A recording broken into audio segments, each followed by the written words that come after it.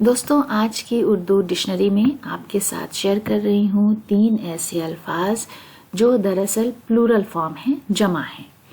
पहला है अल्ताफ, फिर अनवार और फिर अंसार।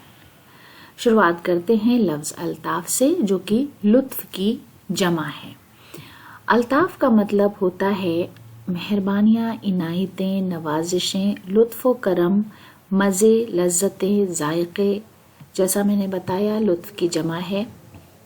बहुत साफ, शफ़ाफ, पाकीज़ा और लतीफ़, नर्म और नाजुक और बारीक, नाजुक तर या नाजुक तरीन।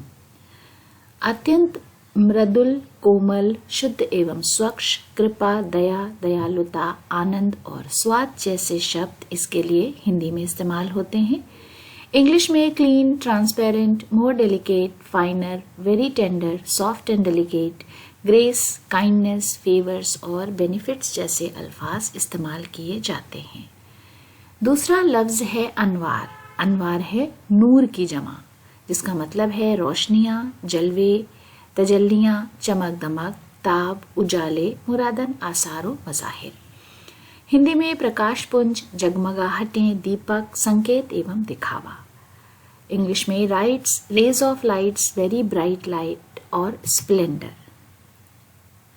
अब्दुल रहमान एहसान देहलवी का एक शेर है, जब तक कि वो झांके था इधर महर से हम तो वाकिफ ही न थे महर पर अनवार कहाँ है।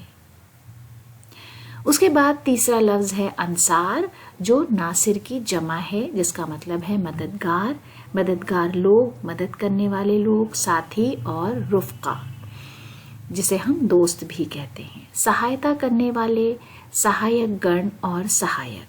अंग्रेज़ी में असिस्टेंस, हेल्पर्स और फ्रेंड्स जैसे अल्फाज इसके लिए इस्तेमाल होते हैं। राहत इंदौरी का एक शेर है, मुहाजिर हैं न अब अंसार मेरे, मुखालिफ है बहुत इस बार मेरे। तो दोस्तों, आज की डिक्शनरी के लिए ये हमारी छोटी सी पेशकश थी। उम्मीद है कि वीडियो आपको पसंद आया होगा। वीडियो देखने के लिए बहुत बहुत शुक्रिया।